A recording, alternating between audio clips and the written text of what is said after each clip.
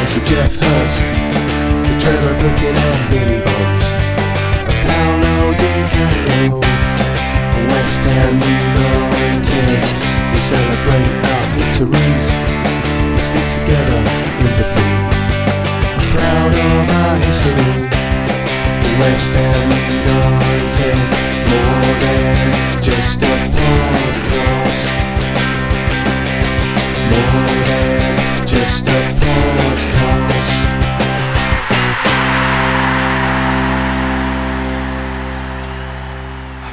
Hello, good evening everyone, and welcome to More Than Just a Podcast. It's episode 41 of whatever season it is, I can't remember now.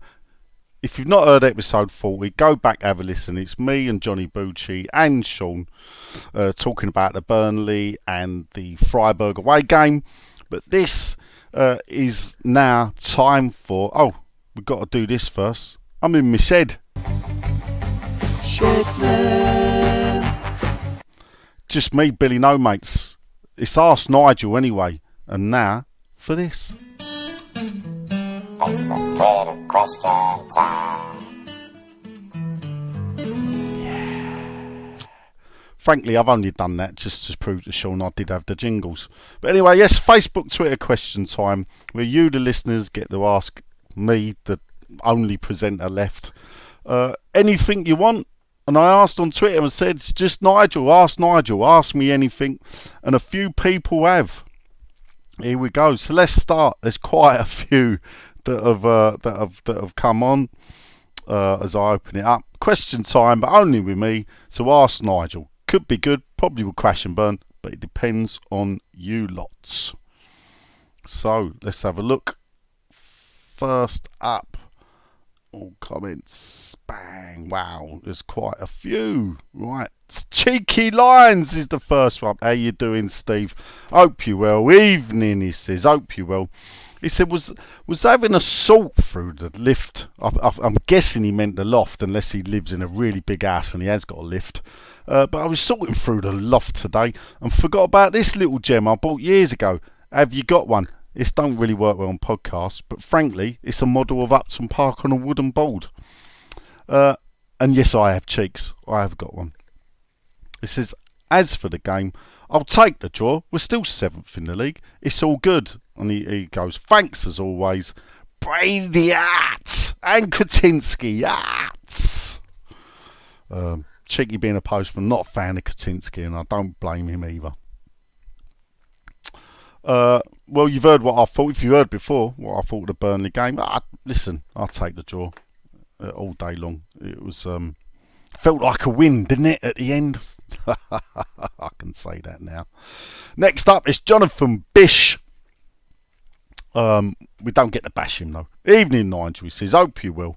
He said, we started a new role at work, which meant I missed the game on Sunday. Well, Jake, what job you got that you work on a Sunday? He said, I offered the ticket to Mrs. B to go with our son, and she ended up being ill all week, so neither went. He said, but we both agree we had a lucky escape. He said, my first question is, when has your bad luck ever turned out to be a good thing? And his second question is, I've still yet to get the Freiburg ticket. In your opinion, are we going to get a performance, in which case I'll stump up the cash for some decent seats? Or is it going to be as bad as the first leg and I'll just settle for tier 6? Everyone out. Well, Johnny boy, first question. Has your bad luck ever turned out to be a good thing? In regards West Ham, one time I can remember it, we had Wimbledon away on a Boxing Day. Never used to miss Boxing Day games, always there. And this time I was ill, and I was very ill. I got dressed. I was struggling to sort of get a decent breath, and I was just sitting there all flued up, feeling sorry for myself. And the missus is going to me, listen, you're effing mad. What are you doing? You shouldn't be up, let alone going football. And in the end, I relented, rung my mates up and said, you better come and get the ticket. And my mate was going to take his brother. And on the way to the game, it got called off because of the weather. And they replayed it in the March, I believe. And I got to go. So, and that cheered me up. I know it shouldn't have done. My mate's got one of my mates didn't get to go to the game, but hey, never mind. I quickly had the ticket back. Second question said it's about the Freiburg ticket. I think it's going to be a great win. I've just predicted a 3-1 victory on the podcast. Nothing that you'd have also heard. I slept through most of the game, I must admit, the first leg on the sofa. But from what I've seen on the highlights, we were two evenly matched teams out in Freiburg, and I think we'll be a lot better in the second leg. So get your ticket, mate. Even though you could do what I did, I just bought a 30 quid ticket at the back. I think there's going to be loads of empty spaces, and I feel sorry for the people that bought when it was advertised at 8 o'clock kick-off, and it's only going to be a 5:45. So good luck to everyone that can get there. I will definitely be there, and I feel bad. I do feel bad for those that were bought tickets and are going to miss out because it's not an 8 o'clock kick-off, because it's scandalous. Next up is my favourite Canadian, apart from Palumi. It's Barry Meikle. Evening, Nigel, he says. Interesting to see Opta have predicted us to finish 8th on 55 points ahead of Chelsea and Brighton on goal difference. We need some big wins in those 10 games if we're going to overturn that deficit. We gained 1 more point on the barometer this weekend compared to last year. We're scheduled to finish on 52 if results go the same way as last season. How many do you think we'll finish with? Because there's some tough fixtures to come. Well, Baz, I think that when you look at the barometer, we've got some games coming up. Palace away. I believe we lost that. I think we could get a point there, maybe all 3. There was quite a few games that we've lost where I think we'll lose the Newcastle game. Obviously not got much hope really, if I'm being realistic. The Man City game, but the Luton game we should win. I think the Fulham game we'll win. I think there's a good we could get a point at Wolves maybe. Who knows with the Villa game? No, I do think we'll get beat after beating Freiburg. So I think we're probably good for another 12 to 14 points. I think we can probably get 7th. And whether that's good enough for Europe or not, still to be seen, because at the moment it's only the top 6 guaranteed Europe. 7th spot only get Europe if the FA Cup winners are currently already qualified for Europe. So that means we can't have Chelsea winning the FA Cup, people. So, or Newcastle, I believe, are still in it. So that's what we need to hope for. But there are some tough fixtures to come. But that's the beauty of West Ham, isn't it? The beauty of West Ham, we beat Brentford 4-2 at home, and we'd draw the games either side of that. 1-1 against Bournemouth and 2-2 against Burnley. But goals are fun, people, and we are scoring goals at the moment. Next up, it's Dave's son. It's my good mate Ted Sexton. Evening, Nigel, he says. I'm looking forward to this. We'll be the judge of it at the end, or you lot will be the judge of it at the end. He said, you got to give credit to that Fofana goal. Absolute class. But Areola to the rescue again. He said, with your knowledge, is there in our history a worse financial deal for a player than the one with Phillips for such a short deal? You could say that there is. I mean, if you look at some of the bad transfers that we've pulled off and lost money on, I mean, if you look at Haller, I mean, we got some goals out of him, but I think we lost 15 to 20 million when we sold him. If you look at Savio, I mean, there was quite a chunk of transfer fee paid out, and we never got anything back for him. He just disappeared, didn't he? So there will be those out there. Obviously, it's highlighting the finances. You have to pay more because we've got him from a club like Man City, so his wages are going to be high. And frankly, I think Phillips, I think he's a good player to have in the squad, but he's obviously not earned his starting lineup yet. And I think another spell on the bench is what's needed. Needs to come off and prove it. But we'll see. Everybody, look, Danny Ings is, Sheffield United done really well. Had to sit it out, come back in, had his best 10-15 minutes for West Ham. So hopefully we'll get to see the best of him to come. So there's always a chance they can turn it around, Ted. But thanks for the question. Moving swiftly on. It could be a short one, because it could be the shortest question time with the amount of questions, because it's only me. I've got nobody else to ask. I could say to Sean, what do you think? And Sean would just say this. Which is, frankly, probably the best time he's ever answered a question. But still, we'll move on. Next up, we got the Bicester Hammer himself. Grant Coxford. Evening, Nigel. Which TV mum would you have liked to be your mum? Brady out, Sullivan out. That's a tough question. A TV mum, I've got to think of them. I mean, the one that I suppose springs to mind would be Peggy Mitchell in EastEnders. Get out of my pub. I mean, it'd been great if my mum owned a pub. She didn't, but still, it would have been good. But you know, my mum could shout at the best of them, and well, not could, still does. But to be fair, I wouldn't swap my mum for any other mother. To be fair, Grant, I'm a proper mother's boy. There you go. Brady out and Sullivan out, says Grant, which is what we want to hear.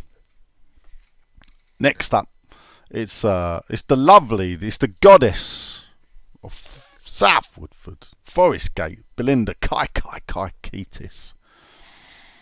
Evening, lovely, Nigel says. So I spent my Mother's Day watching what I can only describe as turgid football game. That's a bit harsh, Bill. My questions are, here we go. Does Moyes last till the end of the season if we go out of Europe on Thursday? And can we agree that Phillips, Ward-Prowse, Souček in midfield is pants and makes the three creative players look terrible? I genuinely don't know why we got Phillips on loan. She loves the show and she's given me 3 kisses. There you go. Thank you very much, Bill, for those. Let's go. 1. Does Moyes last till the end of the season if we go out of Europe on Thursday? Well, of course he does, Bill. To be fair, Bill, he could last till next season as well, even if we go out of Europe on Thursday. If by hook or by crook, I mean, just say if we use John Bish's outcome, or what he said, or what Opta were going for, that Barry Meikle, not John Bish's, that we'll finish 8th on 55 points.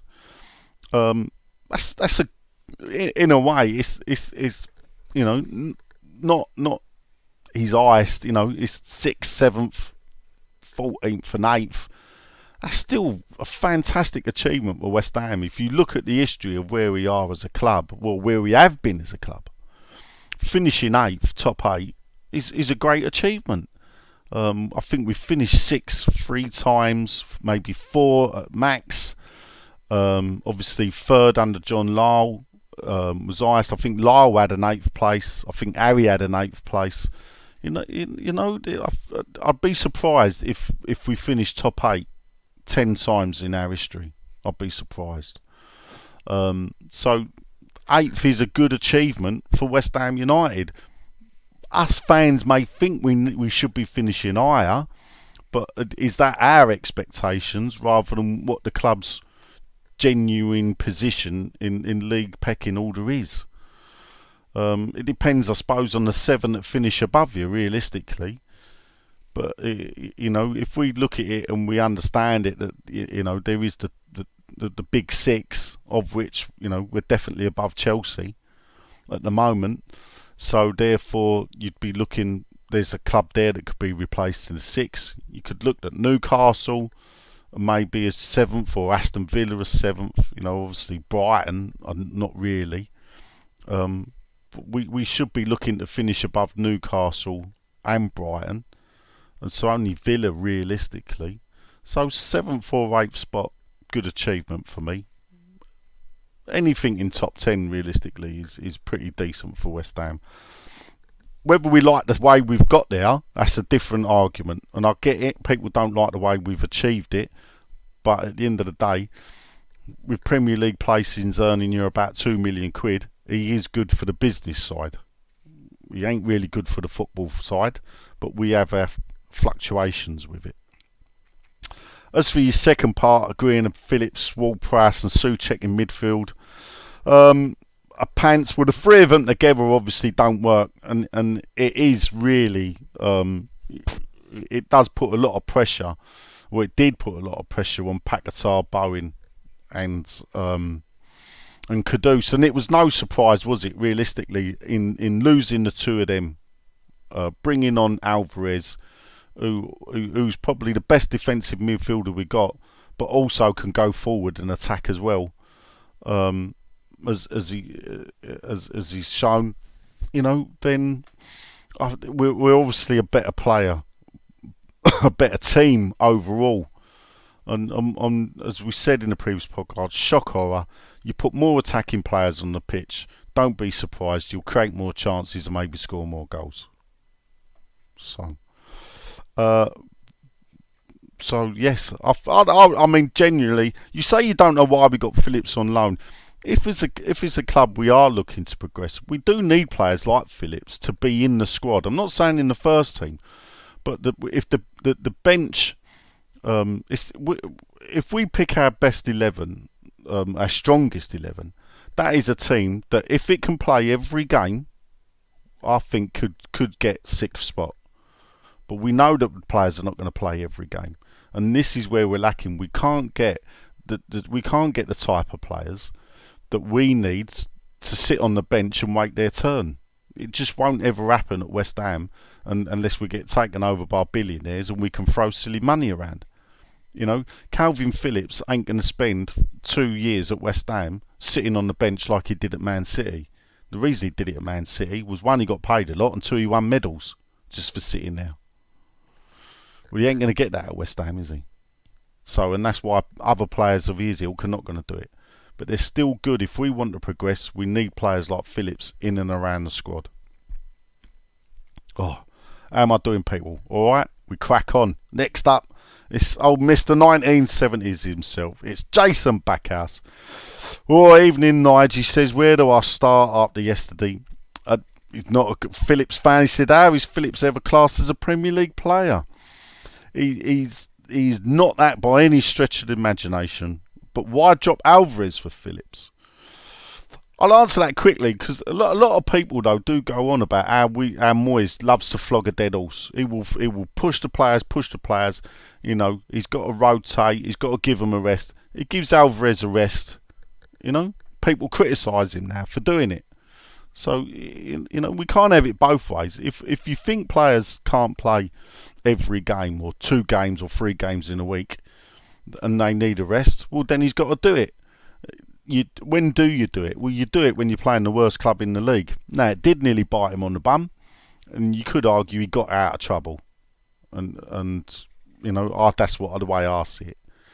Is that if you're going to rest your players, you do it against the lesser team. But anyway, it shows how we do need to have strength on the bench. He said, surely the only reason can be that Phillips was a Moyes signing. Ward-Prowse is a one-trick pony who only knows how to pass one way, and that is backwards. I disagree with you, Jace, because I've seen him pass sideways quite a few times.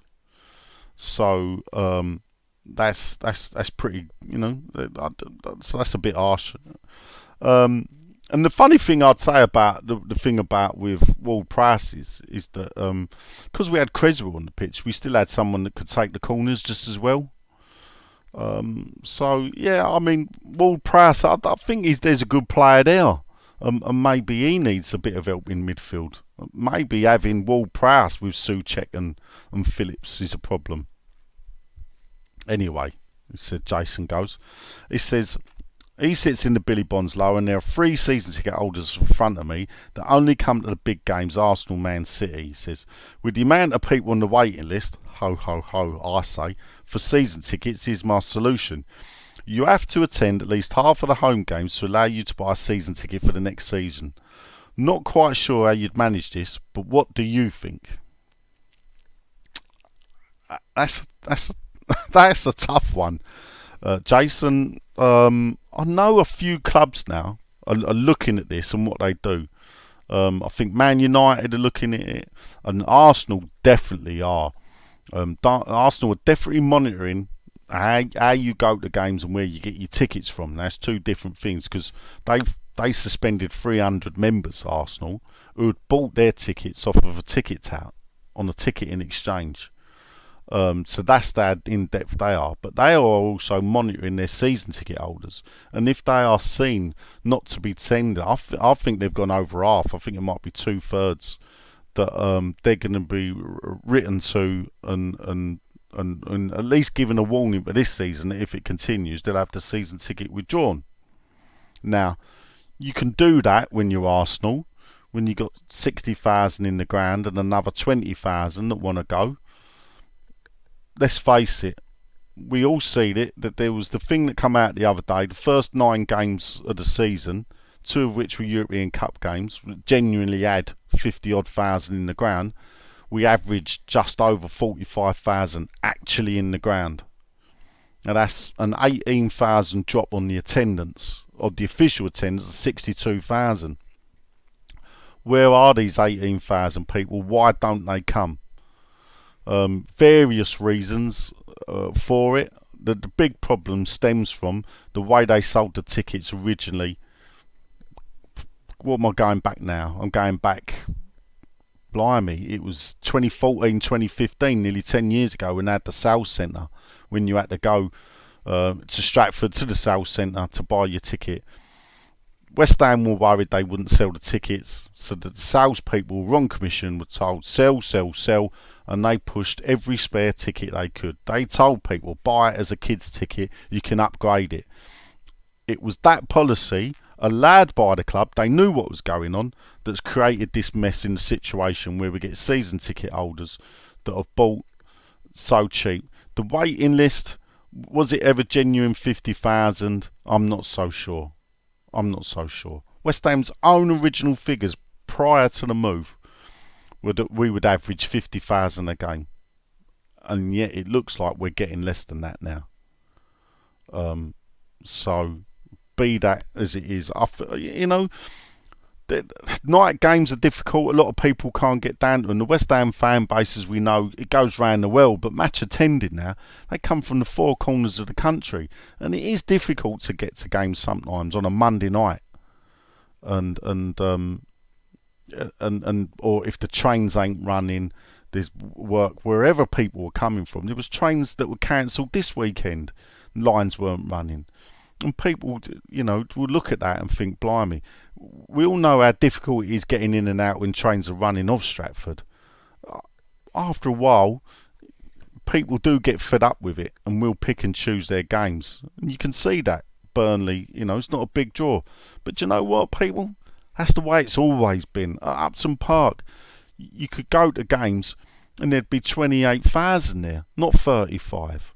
But then when the Arsenals and the Man U's turned up, you probably could have got another 20,000 into Upton Park if they'd allowed it. It's always been the same. And it always probably will be. I'm not a fan of this. You got to go to after games or we're taking the season ticket away, though, because if the club are happy to take the money, that's the way it is. You got to encourage the people. You got the ticket trader that possibly could encourage the people to sell back.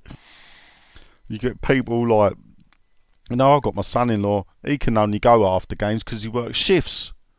And with the chopping and changing of the fixtures, it's very difficult for him, But when he goes, I want him to sit next to me. So this is what we have to do. So, it's difficult for me to answer subjectively there, Jace. But thanks for the message. Oh, next up, it's old Chris Savile. He said, how are we doing? As our youth squads continue to do well, but then when the players are loaned out individually, they seem to struggle. Should we be looking within for a new first team boss? I know Keane has had a go before, but he's now at a point that he's overachieving with these teams in the youth leagues. Kevin Keane, I think, has had 3 cracks as caretaker manager, believe it or not. I think he's possibly, I'd have to double check, I think he's lost them all. I'll I'll quickly look that up.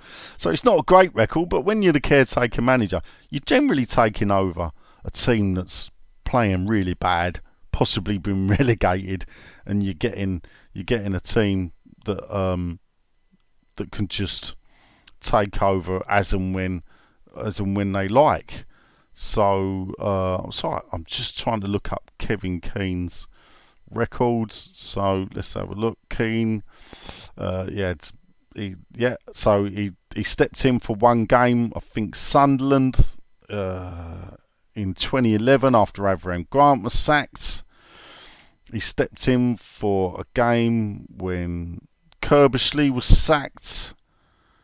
And then, there was another time I thought, just twice then. So he's had 2 cracks at it. I know definitely lost the Sunderland game. In fact, he lost both games, people. So his first game, we lost 3-2 to West Brom. There you go. Which was our first defeat of the season. After Kerbishley had walked away from the club. So I'm not sure. I get where you're going with it though, because it's funny. Harry Kane only came to the fore at Tottenham after they appointed Tim Sherwood, who had been the youth coach and worked with Harry at Tottenham, and he'd brought him back from the loans and shoved him in the first team, stuck with him, and then the goals started to flow. And I do think without Tim Sherwood being the Tottenham manager, Harry Kane, I think he still would have been the great goal scorer he is, but I don't think he'd have done it for Tottenham all the years, because they would have got rid of him. They wouldn't have took a chance on him. But the other thing you got to look at, Chris, is are just because under 18s are winning tournaments and trophies, what we always seem to forget there is they're playing other 16, 17, 18-year-olds. They're not playing against seasoned pros. Or the best youth, the highest quality youngsters will actually be in the first team, so they may not match up against them. So you have to look at that, and you do have to look back on all the kids that have been released that the club's been criticised for. Recently, where's Sonny Perkins? He's gone to Leeds. What's he done there? They don't want him. They're not playing him. Harrison Ashby, he's gone to Newcastle. Probably a good place to be, but is it working out for him? Don't see him playing. Grady Diagana, we got 18 million for, which is great for an academy player. 18 million pound.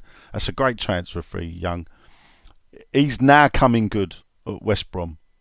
He's playing regular and he's now getting in the goals. That's 2-3 years after he's left us.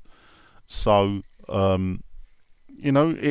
there's always going to be players that do well. There's always going to be players that will disappear. But how many have really embarrassed us? And the answer is, even I'd argue that if Diagana does come back into the Premier League, the fact that we got 18 million says that's a good deal. That's we haven't let him go for nothing. He ain't walked away from us. The other one is Ngakia.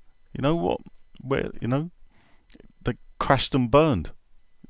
Watford? I don't know. Once they leave, they've left to me.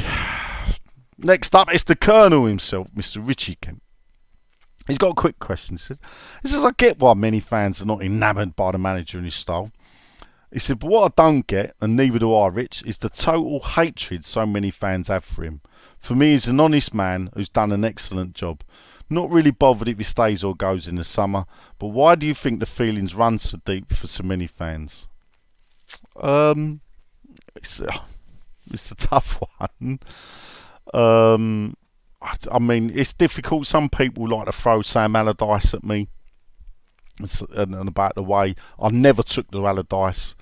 My argument to that is I'd have sacked Allardyce the day after he was appointed, or the day he was appointed, his first press conference. I'd never would have appointed him, actually. So I wouldn't have needed to sack him. I'd never have given him the job. Would I have given Dave Moyes the job at West Ham? Yeah, I probably would have done, to be honest. I think Moyes plays a conservative brand of football, but it's not the long ball.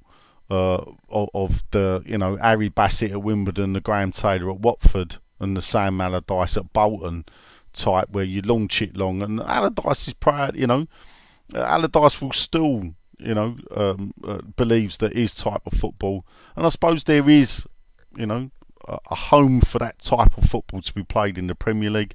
It's not for me. I'm not saying that Moyes is his brand of football. It can be exciting, as we see in the second half. We were entertained in the second half, and the fans got behind them. We could see we were attacking and having a go.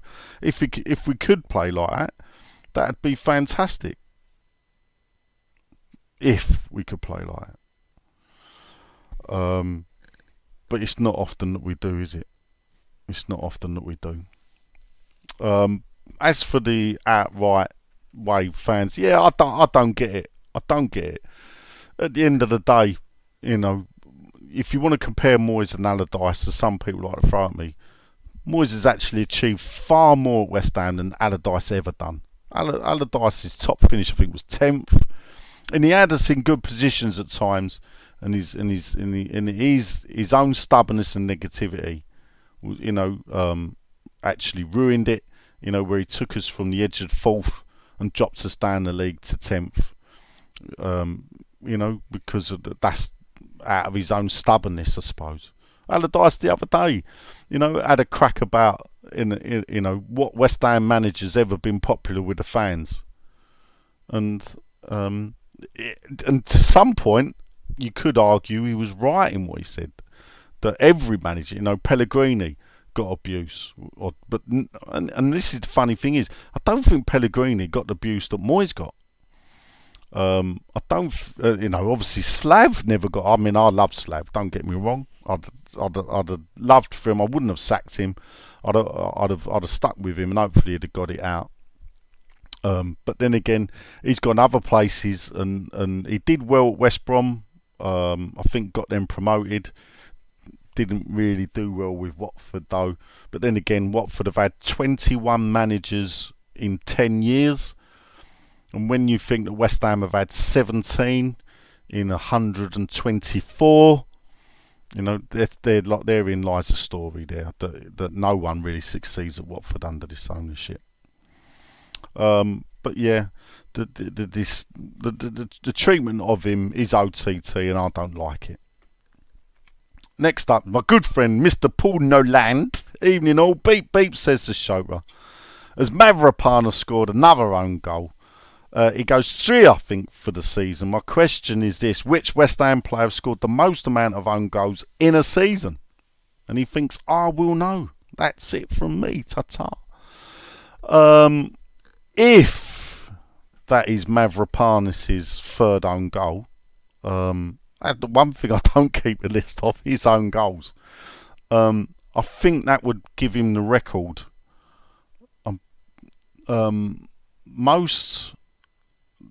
I think Lucas Neal's got 2 own goals. I'm not sure they were done in the same season. James Collins got a few own goals. There's not many West Ham players with own goals.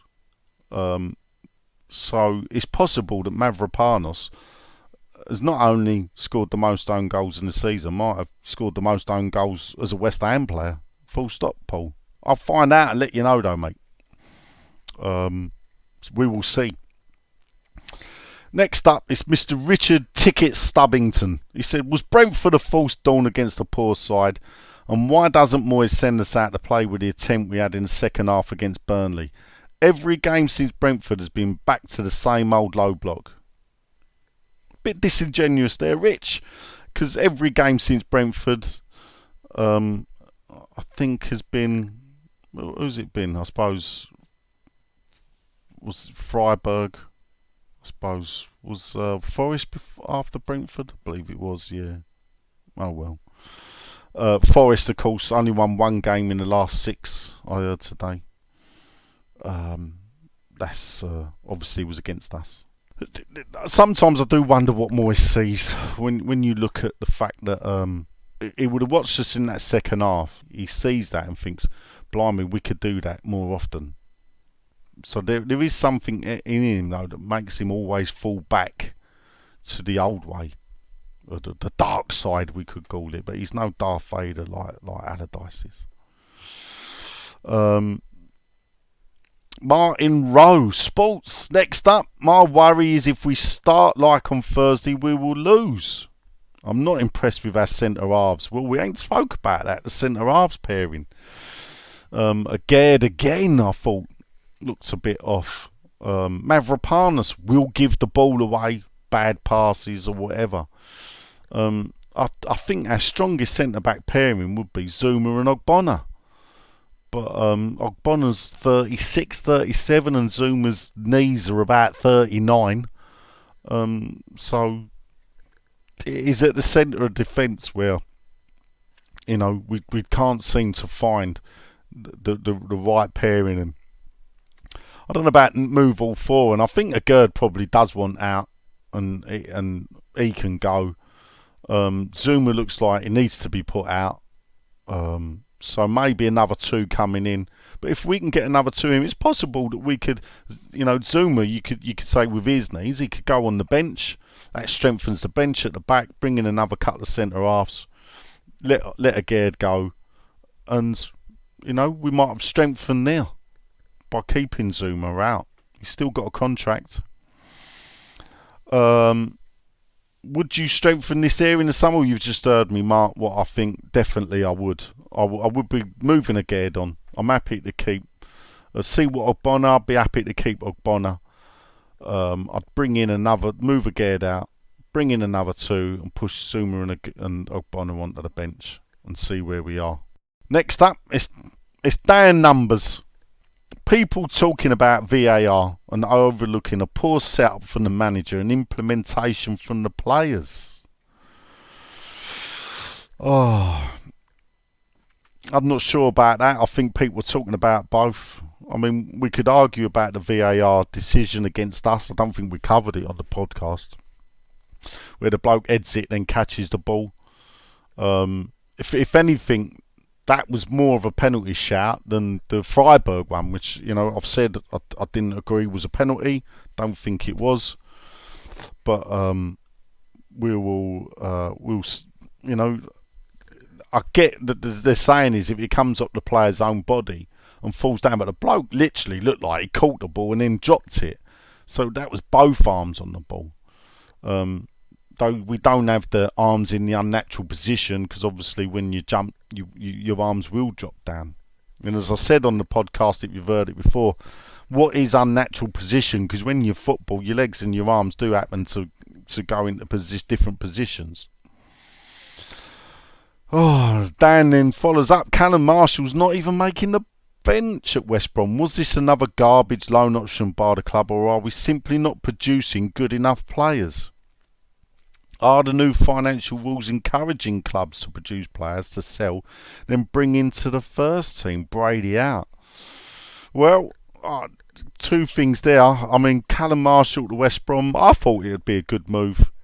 If he was up to the task, I think they would be playing him. He's still a young lad.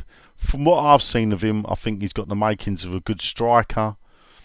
So it's disappointing he hasn't been given a chance. But at the end of the day, West Brom are going for playoffs. They're not going to make automatics, but they want to cement themselves in the playoffs. And they've been scoring goals without him. They're not just going to play him just because we want him and they've took him on loan.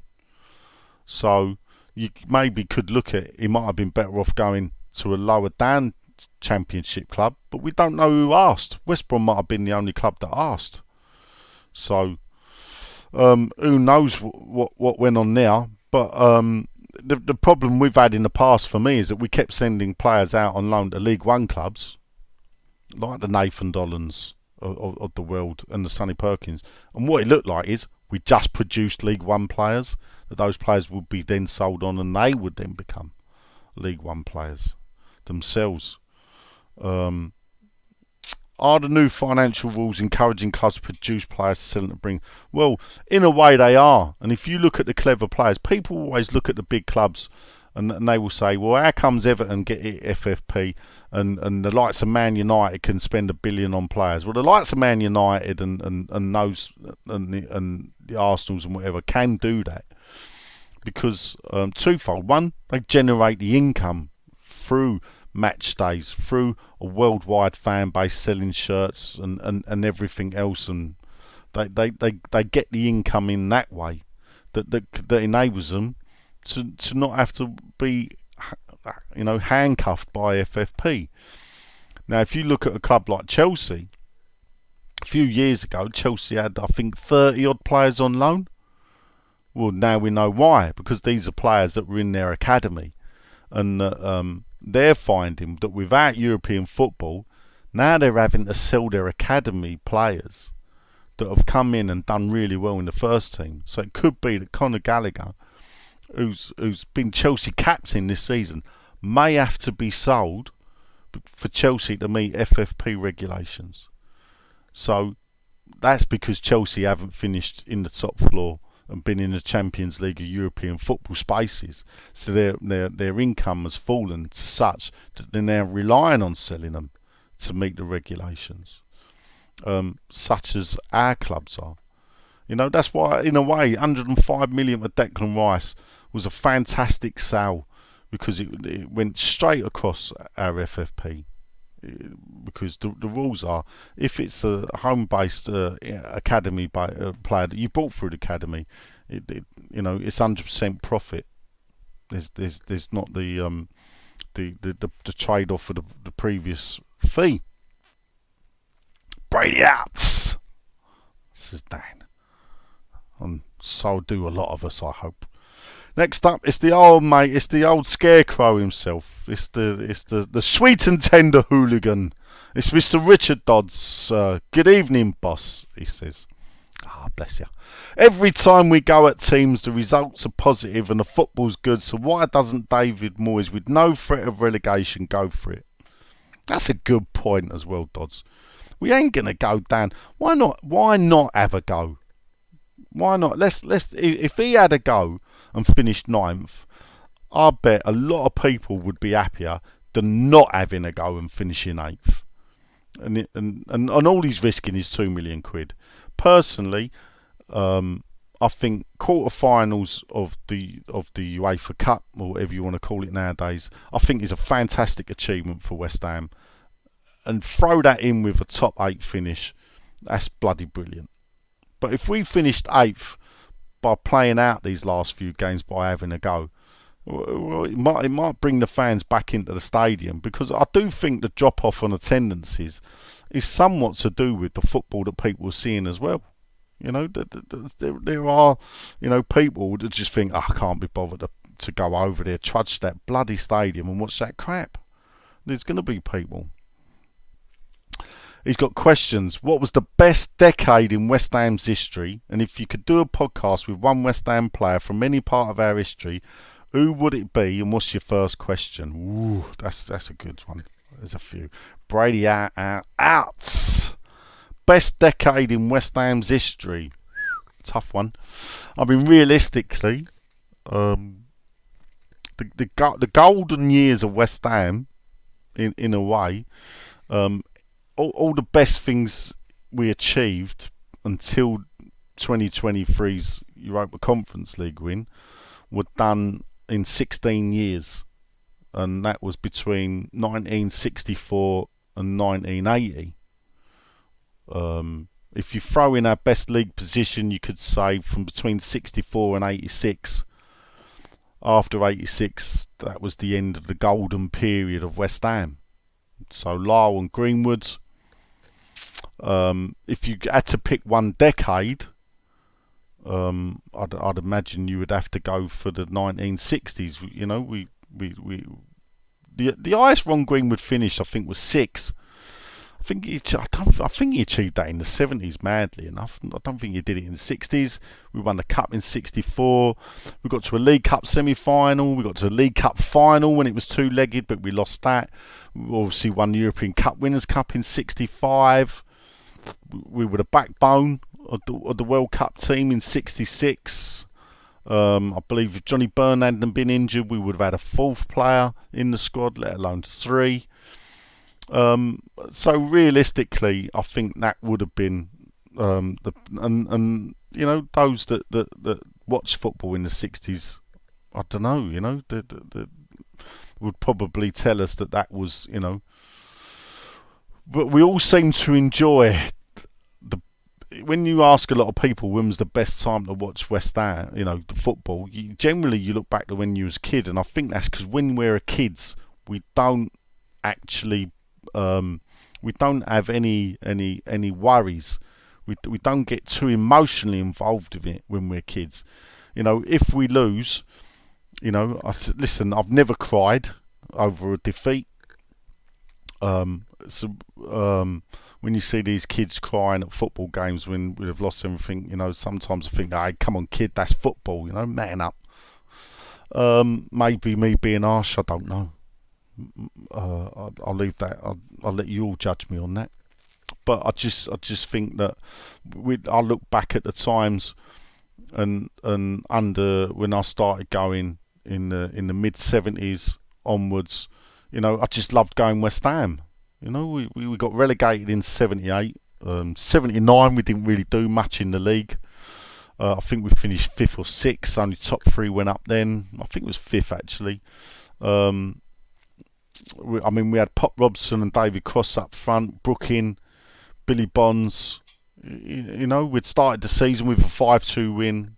Still nothing. The following season, Paul Allen was integrated into the team, and then we had the fantastic cup run that did detract. I think, I don't know if it was before the semi-final. We had to play Shrewsbury Town, and this is possibly as high as Shrewsbury had ever been as a football club. They've never been in top division, and they beat us 3-1. And I think, and generally that was because John Larwood rested a lot of the players. I might have been before the semi-final replay, I'm not sure. But anyway, I do remember that Shrewsbury game. So we had that in 80, but we won the cup, so all is forgiven. We were then promoted and everything else. So it's tough. It's tough to choose a decade. Probably my second favourite decade would be the 90s, actually. Under Bill, Lou Macari started the 90s. Bill coming in, club legend. Football weren't great, but we had. When you look at it, it was an eventful decade. The bond scheme came after promotion, and then that sort of killed the season. The fans were in uproar. Followed into the following season, but Bill then managed to get us promoted. But even then, we blow it, didn't we? We don't come up.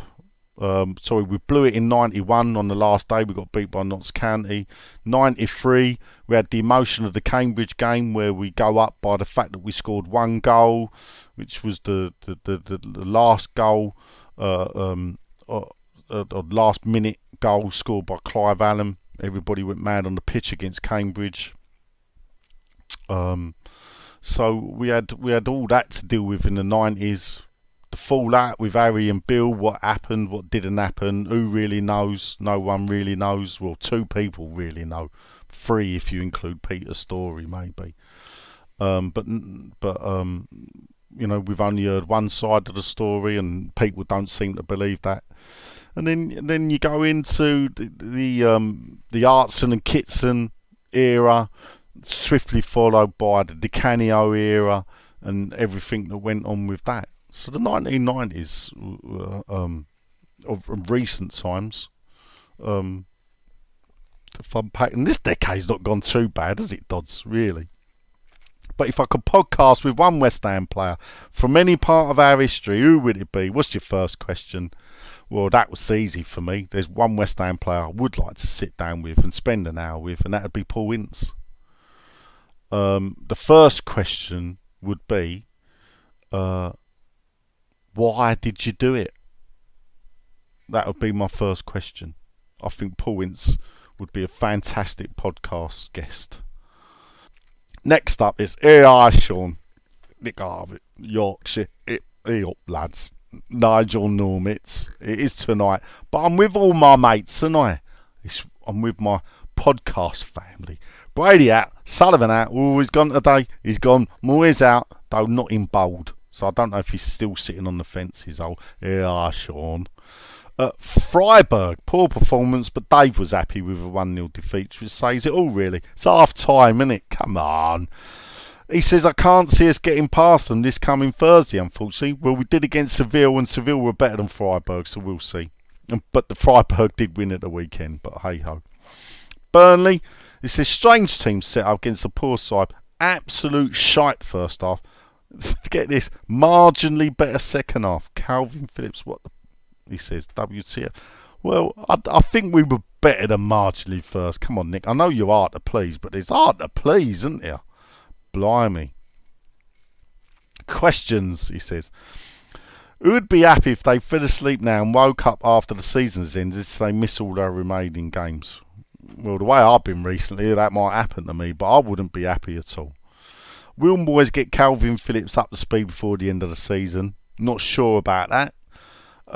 And then a JWP and Kudus now regressing under Moyes. JWP, listen, players are responsible for their own performances.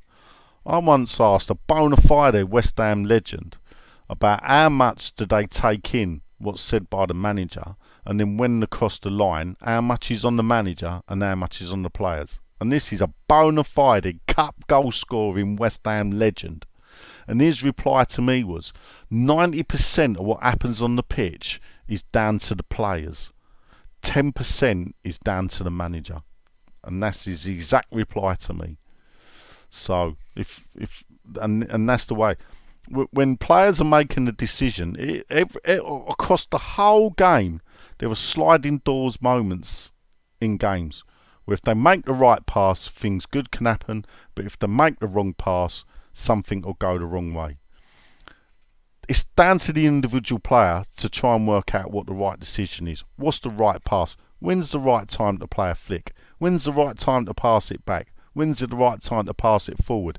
How do I pass it forward? All these decisions, all made individually by each player. All 11, the goalkeepers. Do I throw out? Do I kick? Do I hold? Do I throw it early? All these things are not affected by the manager. The manager sets a team up in a certain way. It can stipulate the positions and how they want to be when they break, forward, back, whatever. But at the end of the day, the ultimate game is played by the players, not the managers. But I will say there is a reason why the best managers get paid far much more money than some of the players that they get. So the people like Pep and ours, because they are tactical geniuses. But the one thing about Pep is never managed a bad team. Never managed a bad team. Who's done better? I'll ask you. Has Pep done better in his career with Barcelona, Bayern Munich and Manchester City? Or did Brian Clough do better with Derby County and Nottingham Forest? Because I'd argue, actually, Brian Clough did better with Derby County and with Nottingham Forest than what Pep did. It's a discussion to be had there, people, and perhaps we'll have it for another time, but I'll leave that there. Next up, there's a good friend, Mr. Chris Kinch. Father Chris says, hope you well. Do the kinds of decisions Moyes makes going into games like on Sunday, and decisions such as bringing Phillips on rather than someone like Antonio Thursday, give people more understanding for those of us who are Moyes out. Great podcast as always. You've not heard it yet, Chris, to say it's great. But anyway, are there kinds of decisions? Well, yes, I suppose it adds fuel to the fire, Chris, doesn't it? For those that dislike him or those that want him out. It just adds fuel to the fire. It does baffle me, I'm not a Moyes out person, but then again, I'm not Moyes in. If he gets sacked, lost his job, I'd move on to the next manager, and that's the way I'll be. So I could give you loads of reasons why he shouldn't be sacked, but then I could probably give you as many reasons as why he should go at the end of the season. We've each got our own minds to make up.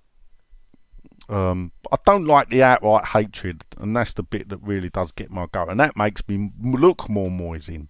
It's those with the outright hatred that I can't deal with. But great to hear from you, Chris, and I hope to see you soon, mate. Let us know. Evening Nigel says, super Chrissy Mills. Says, why the stooge ain't here? Can you tell us if Sean secretly hates the senior sauce for taking us to Olympic Thunderdome? I can tell you the truth about that, Chris. Of course he doesn't hate him. Sean loves the London Stadium. This Sean was the chief cheerleader for the London Stadium, and I'm sure it baffles people out there to know that the fact that our friendship grew from the fact that he was the most pro-move person in the supporters advisory board, and I was one of the three of the most anti, or more. There was more than three, to be fair. There was quite a few, but I was obviously one of the most antiists of anti-move people.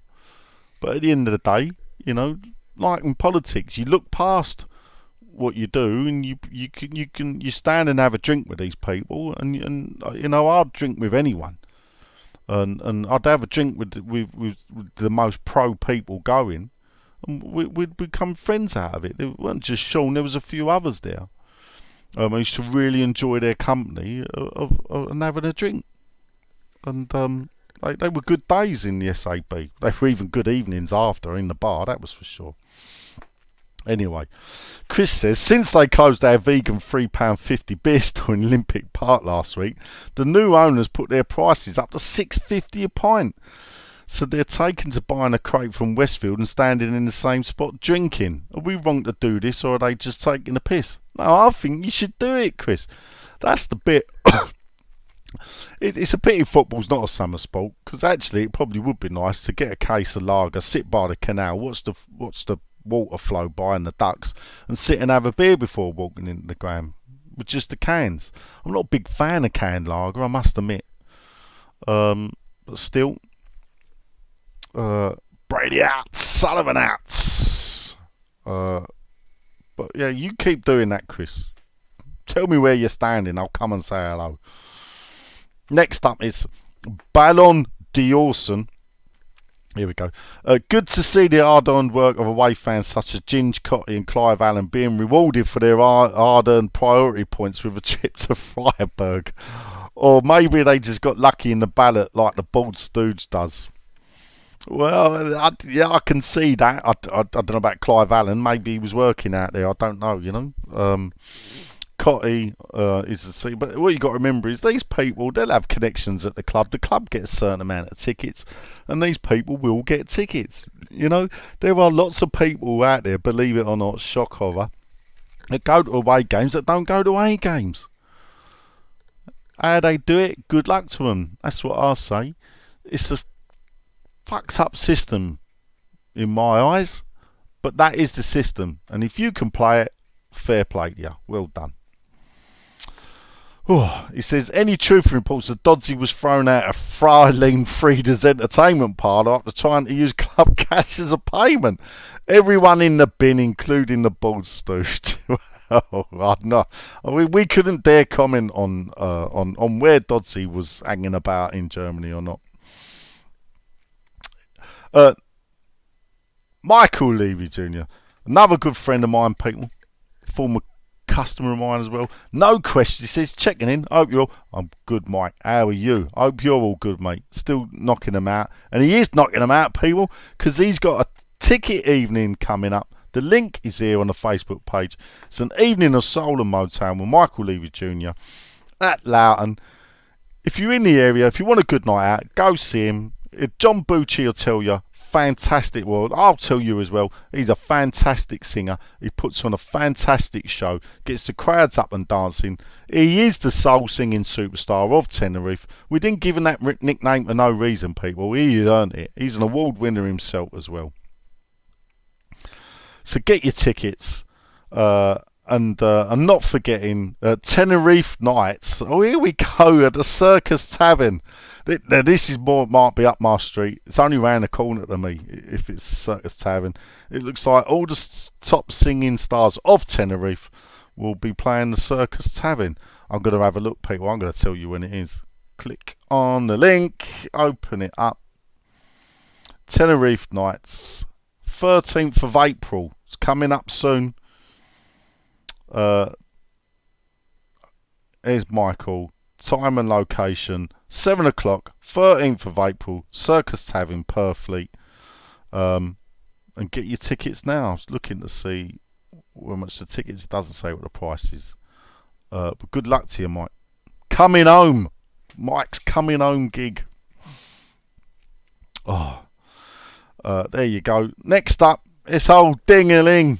How you doing, Stu? He says, evening, Nigel. He said, according to some social media outlets, he's gone, Talk Sport being the main culprit, Calvin Phillips is potentially our worst ever signing.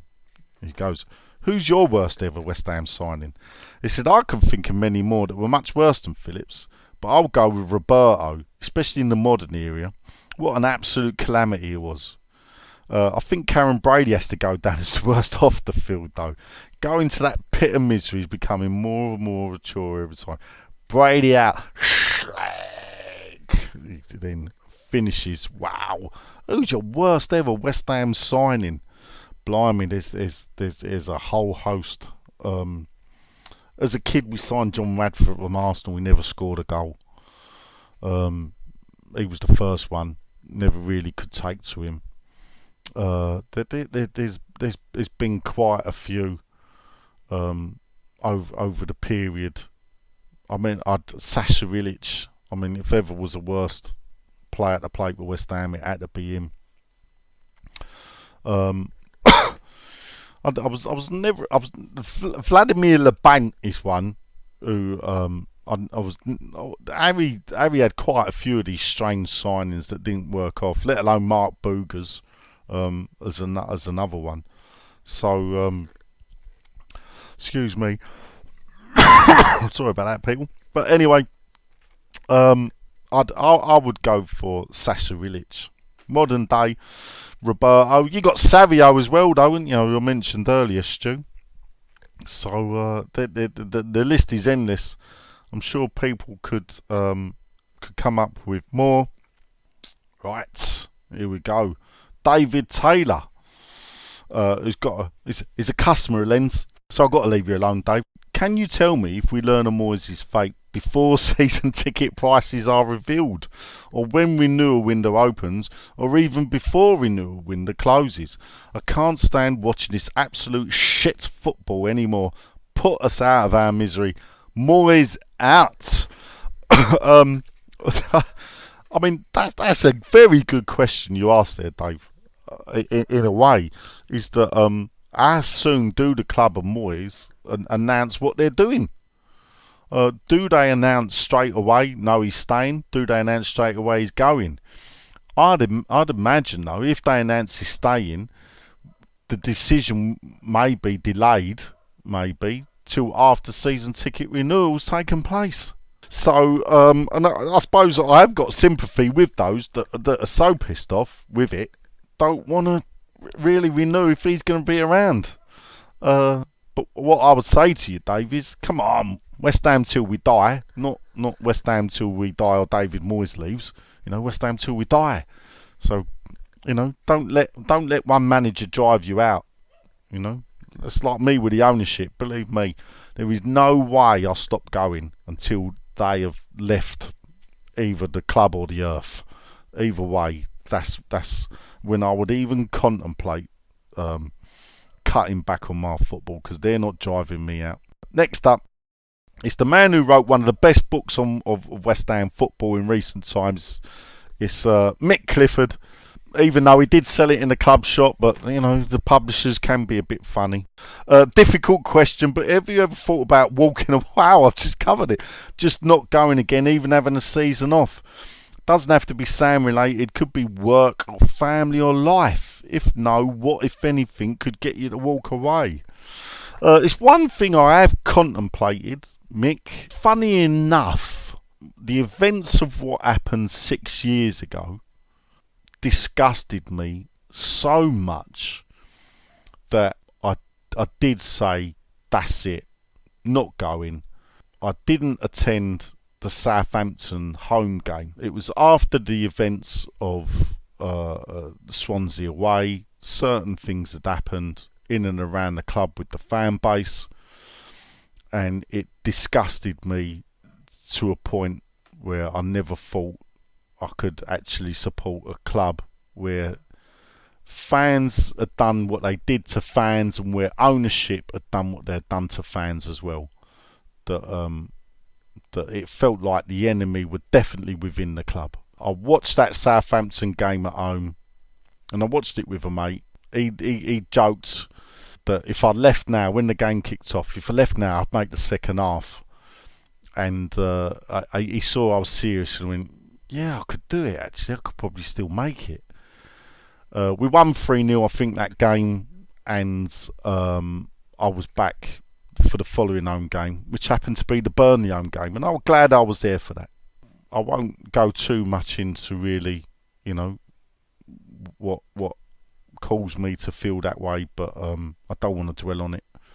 But I'd never been so disenfranchised from West Ham United as ever. And considering how anti I was to move. But what it showed to me as well is that I am a mug. I am a mug. There's quite a few of us out there. We'll turn up and watch anything. If it's West Ham are playing, we'll turn up and we'll go. And that does make, that does make me a mug. I know it and I accept it. And there's not really a lot. There's not really a lot that I can do about it now. I mean, I've just said it. Maybe I'll look at it once Sullivan and Brady are gone. Maybe I'll take another look at it. But if truth be told, I don't think realistically there's anything that can make me stop. I don't smoke anymore. I only really drink at football. West Ham is my vice.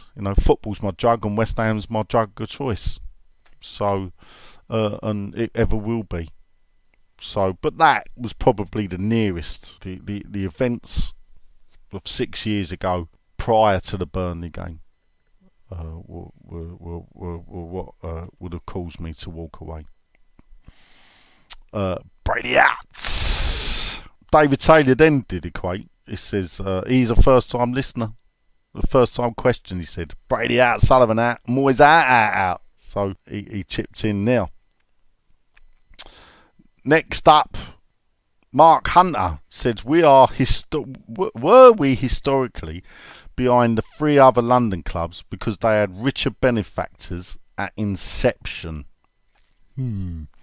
So, when he talks about 3 other London clubs, that's obviously going to be Arsenal, Tottenham and Chelsea. Chelsea were actually formed, let's start with them. Chelsea were formed, I believe, 1905. So 5 years after West Ham. Chelsea were formed by the owners of Stamford Bridge because it was a greyhound stadium and they wanted a football club. So they wanted to draw the crowds in when there was no dog racing.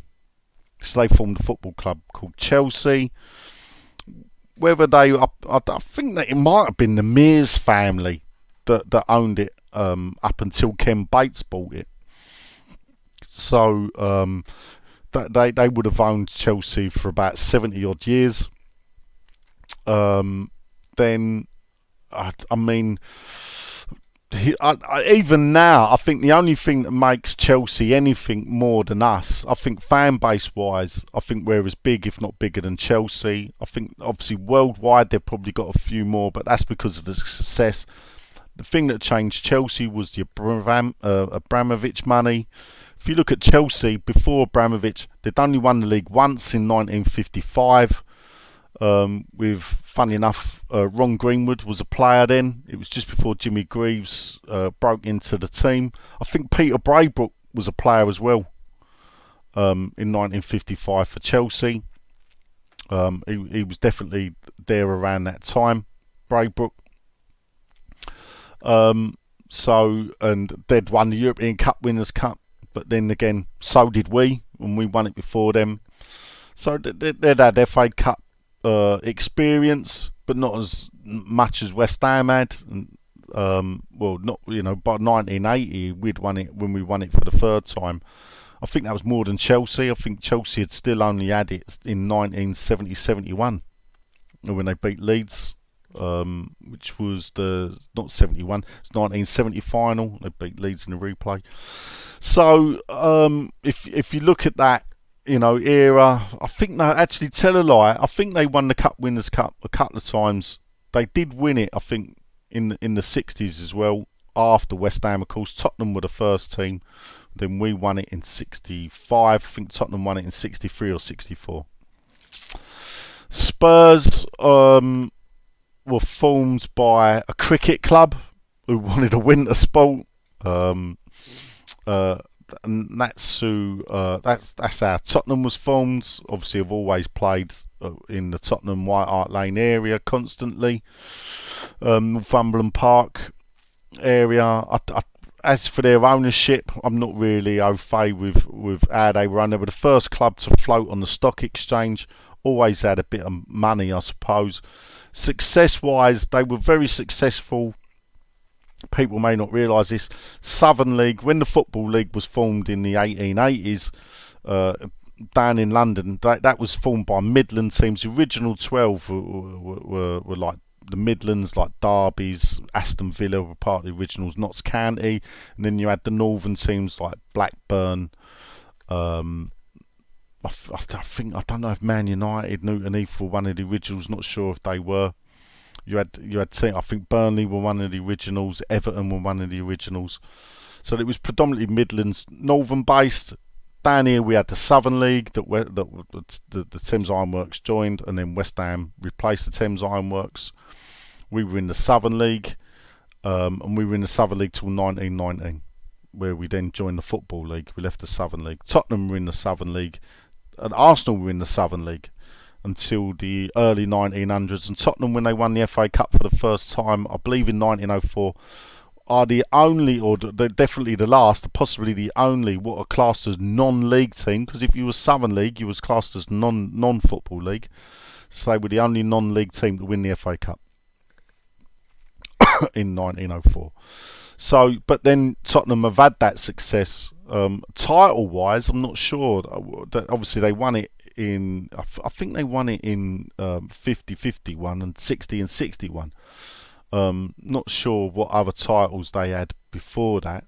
Not obviously they've not won the title since 60-61. So they had a few successes before that. But obviously they won the FA Cup a few times. Support base, I suppose, I thought possibly. Well, I mean, if you look at us, we've had minimal success. Yet we've really overachieved, I think, in our support base for the success that we've had. And perhaps that's because, frankly, we are the team of East London and Essex. West Ham was an Essex, outlying borough when West Ham was formed, so you could say we're a team from Essex rather than East London. And then you got Arsenal, which is known as the Bank of England club. Obviously, that they had the thanks to Herbert Chapman turn up. Herbert Chapman was manager of Huddersfield, won the title with Huddersfield, I believe, 3 times in the 1920s. Got hired by Arsenal, turned them into the powerhouse of the South. They won the title, I believe, 3 times in the 30s. Though Herbert Chapman, I think, had died while halfway through. I think they'd won 1, maybe 2. I'm not sure he was alive for the third title win, but they would win cups. They signed the best players, and generally they were successful in the 30s. Obviously, the 40s, the war turned up. The 50s, Arsenal didn't really, but then you had the second coming of Arsenal, which I believe around the late 60s, did the double in the 70s, and won cups galore as they've always done. So Arsenal has always been the biggest team in London, you could say. Obviously started off life in the Royal Arsenal, which is Woolwich. Seven Dials was the name of the club.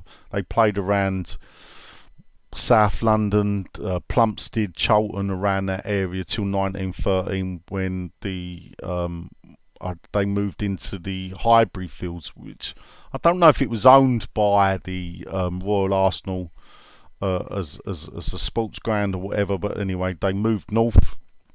And I still find it quite funny that a lot of the Tottenham fans I know still call them Woolwich, because obviously they were Woolwich Arsenal until they moved, and they just dropped the Woolwich bit. So historically, I'm not sure about why we're behind the other 3. I think we're behind 2 of them, and the other one I think we're on par with Chelsea. And it's only Abramovich money. equalled it out. I think you can now see, support-wise, we're as big, if not bigger, than Chelsea. And trophy-wise, all they've ever run realistically, majority is under Abramovich. Though we should have thanked Abramovich because he helped save our arse when we went skint. Next up, it's Adam Levitt. How you doing, Ad? Hope you're doing well. He says, I was at the Decanio on Saturday. Great, he said, but charging £25 to have a photo with him was not on. He said he saw Sean taking photos and videos like he's doing a movie or a promo, but it was a great night. Yeah, that was typical Sean. He was he was texting us. You know, it was like being there. It saved me paying the money, I suppose. But anyway, Mark Hunter says Brady out, but Moyes out this week as well. And I believe the last one for tonight. We've got to the end. Believe it or not, people, it is, last but not least, it is Adam Leverbarra. But the wheel fell off. And Adam says, he says, next time you're on, I'll come on and join you for a chinwag. He said, are you going to do any more history tours of the origins of West Ham for YouTube? Yes, I am, Ad. I will, once the weather's a bit warmer, I will be arranging a history tour. So if you'd like to come on, I generally try and keep it to a manageable amount. No, the most recent one I did was with Scandinavian Hammers. That took a couple of hours, and I only got them halfway round, and then I had to leave them to it because I run out of time. But there was about 14-15 of them. And that was one of the best groups, I must admit. If you're listening, Scandinavians, I wish I'd have took you all the way round, actually, because I thought you were fantastic people.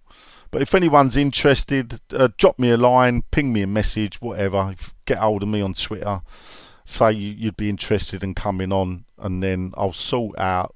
Probably it'll be after Easter. So we'll probably look at a weekend maybe where West Ham's got either a Saturday home game that kicks off at 3 o'clock or 5:30, and we'll do it Saturday morning, or we'll do it on a Sunday before a game. But it'd have to be before 4:30 game. He finishes off his, have you managed to find any new West Ham historical facts recently? Something that you found interesting? Keep up the good work. Well, to finish it off, Ad, I'm still working through, believe it or not, every West Ham player to score an hat-trick for the club. What I have discovered, believe it or not, was that near enough every hat-trick was scored at home.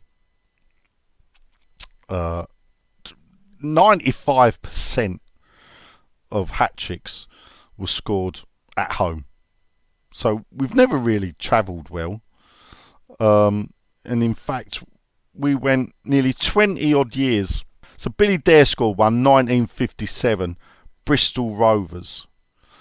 The next away hat-trick was scored, I believe, in 1981 at Grimsby by David Cross.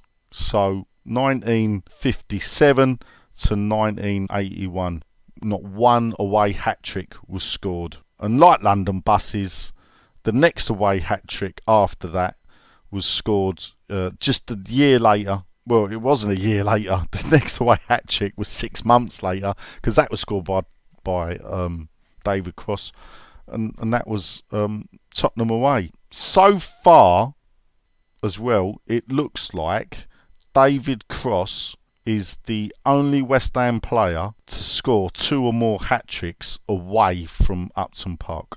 Not many have scored hat-tricks away. Jeff Hurst scored about 10 hat-tricks. What have we got here? 1, 2, 3, 4, 5, 6, 7, 8, 9. So 9 hat-tricks I've got Jeff Hurst scoring, and all of them are at home. So I hope you found that interesting, Ad. I hope everybody else found it interesting. But I'm going to wrap it up now. I don't know how long I've been doing. I'm just going to have a look. Well, I've nearly done a full game of football. So I'm sure you've all had enough of me talking. I hope you've enjoyed it. Let me know. And hopefully, though, I never get to do it again because someone else will come in and join me.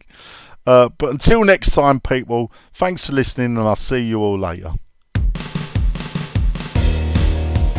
Bobby Moore. More than just a podcast.